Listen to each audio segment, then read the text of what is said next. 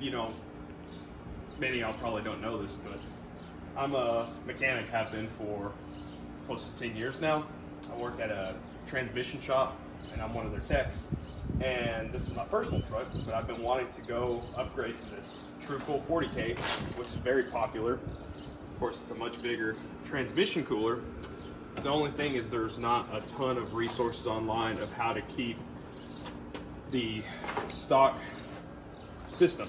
So to plumb it through the radiator and also through the external cooler, which I'm adding, but also to be able to keep the lines. One thing I've learned working at a transmission shop is having these aftermarket lines set up, if you want to show this. You know, with hose clamps and barb fittings and stuff, we do see a lot of problems where they'll leak or the lines bust or they rub a hole through them and stuff. So I would like to keep, you know, the stock lines, which will be steel with, you know, rubber fittings and stuff. And granted, I know these do go out, but they should last a lot longer than hose clamps and barb fittings. So one of the problems I was running into is, number one, how to connect them. And there is a kit out there. I know there's a guy on Performance Trucks forums that sells kits where he sells these fittings right here, and he'll sell those with the whole bracket set up.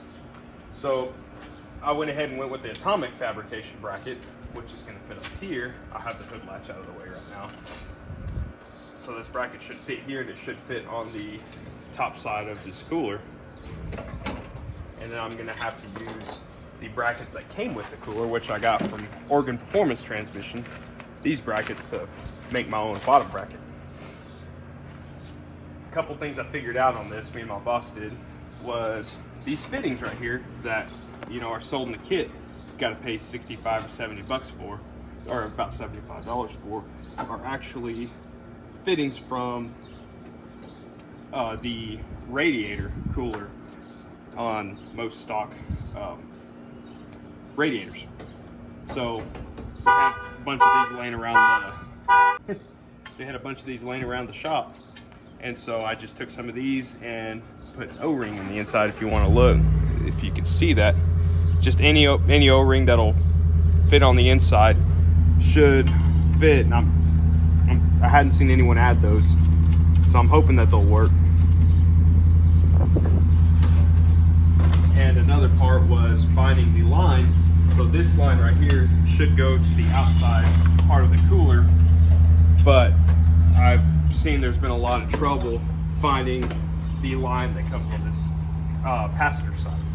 So what I did was I ended up having this line fashioned out of a stock line, and it swivels.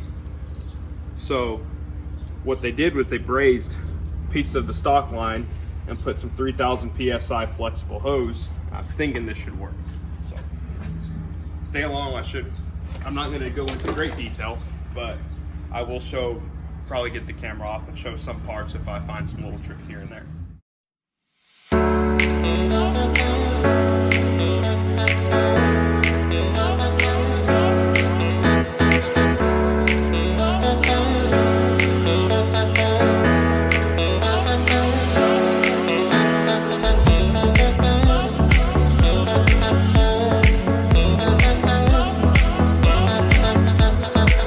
So here is my old transmission cooler. I just got it off. It was a Hayden cooler, something I just gotten at O'Reilly's. And then here's the Tru Cool 40K. So you can see that this Hayden is actually a little bit taller. Probably about 2.5 inches taller, but it is about half as wide. Yeah, right at half as wide. And the cooler thickness, so I can show you this. Tru Cool is a lot thicker, so that's a good design because it'll allow the air to pass over more fluid. In the Tru Cool, at least as the air's moving through the cooler, it'll move across more fluid than this one. And the passages, everything, it'll pass fluid better.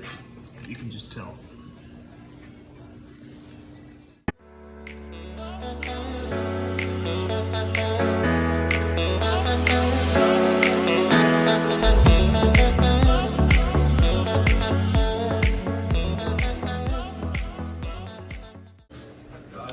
One other thing I forgot to mention was, so this truck right here is an 06 Sierra Denali, which they came with the 4L65E transmission.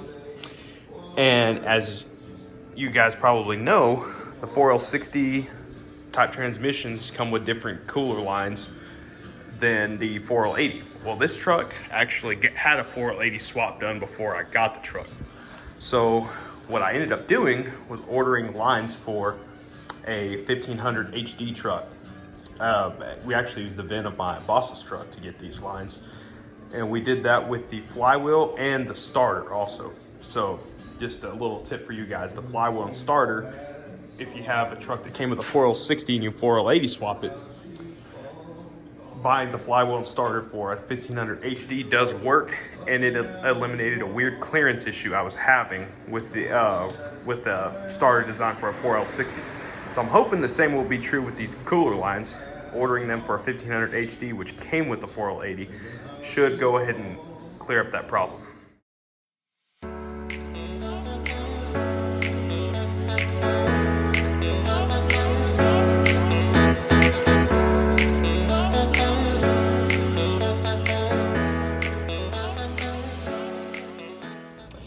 So one little trick I've learned working at a transmission shop is a lot of times pushing these stock lines, see if I can get, so into these fittings right here, I have the clips already in. I've put all the clips in already.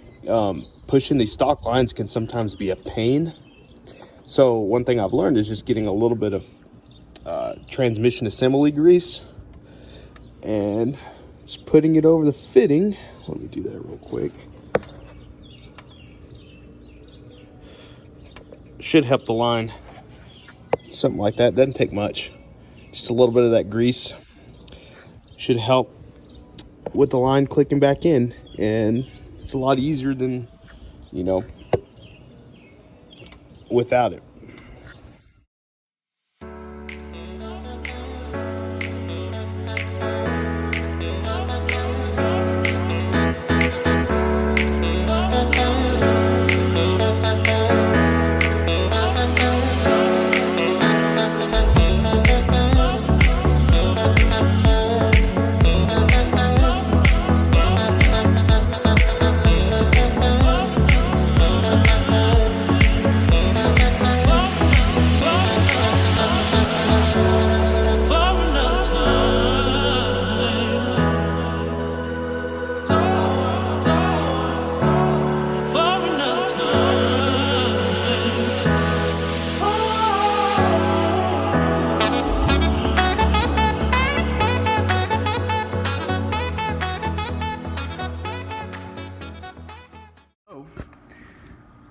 Got all the cooler lines on.